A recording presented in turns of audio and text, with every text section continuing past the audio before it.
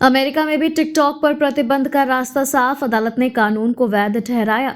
America में TikTok के भविष्य पर संकट गहरा गया है। वॉशिंगटन डीसी के संघीय अपील अदालत ने उस कानून को बरकरार रखा जिसके तहत टिकटॉक को जनवरी तक अपनी चीन आधारित पेरेंट कंपनी बाइट डांस से संबंध तोड़ने या प्रतिबंध का सामना करना पड़ेगा।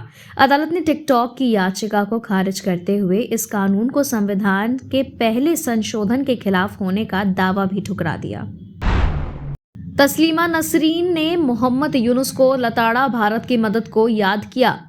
बांग्लादेश में हिंदुओं पर हो रही हिंसा के बीच भारत बांग्लादेश संबंधों में तल्खी बढ़ रही है। इस पर बांग्लादेशी लेखिका तस्लीमा नसरीन ने अंतरिम प्रधानमंत्री मोहम्मद यूनुस को निशाने पर लिया है। उन्होंने कहा कि भारत जिसने 1971 के मुक्ति संग्राम में बांग्लादेश को पाकिस्तान से बचाने के लिए हजारों सैनिकों की कुर्बानी दी, आज उसी भारत को दुश्मन माना जा रहा है, जबकि पाकिस्तान जिसने बांग्लादेशियों की हत्याएं की आज दोस्त बना हुआ है। कैलिफोर्निया के गवर्नर गोविन न्यूसम ने ट्रंप के टैक्स फैसले पर की आलोचना। अमेरिका के नवनिर्वाचित राष्ट्रपति डोनाल्ड ट्रंप के टैक्स बढ़ाने के फैसले पर कैलिफोर्निया के गवर्नर गेविन न्यूसॉम ने कड़ी प्रतिक्रिया दी है। गेविन जो डेमोक्रेटिक नेता हैं, उन्होंने इसे धोखा करार देते हुए कहा कि 25% टैक्स वृद्धि अमेरिकी इतिहास का सबसे बड़ा इजाफा है। उन्होंने कहा कि इससे कैलिफोर्निया के उपभोक्ताओं को और छोटे व्यापारियों और किसानों को नुकसान होगा और इसका असर निचले तबके के मजदूरों पर भी पड़ेगा। ढाका के मंदिरों में लगा दी गई आग, जलकर खाक हुई मूर्तियां।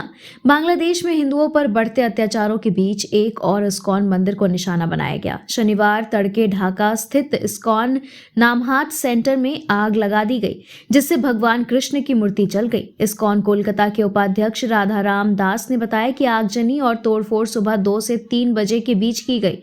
उन्होंने कहा कि बांग्लादेश में अल्पसंख्यकों पर अत्याचार थम नहीं रहे हैं और हम इस घटना से बेहद दुखी हैं।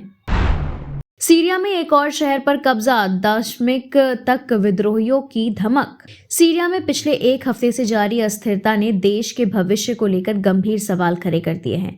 विद्रोही समूह हयात तहरीर अल शाम और उसके सहयोगियों ने राष्ट्रपति बशर अल असद की सेना को उत्तर पश्चिमी क्षेत्र में भारी नुकसान पहुंचाया है और अलेप्पो, होम्स और दारा जैसे सामरिक क्षेत्रों पर कब्जा कर लिया है। दारा, जो असद का जन्मस्थान है, संघर्ष में प्रतीकात्मक रूप से महत्वपूर्ण है। विद्रोही गुटों की नजर अब होम्स पर है, जो राजधानी दशमिक से जुड़े मुख्य सड़कों का अहम केंद्र है। इस बीच सीरियन डेमोक्रेटिक फोर्सेस और तुर्की समर्थित सीरियन नेशनल आर्मी के बीच भी झड़पें तेज हो गई हैं।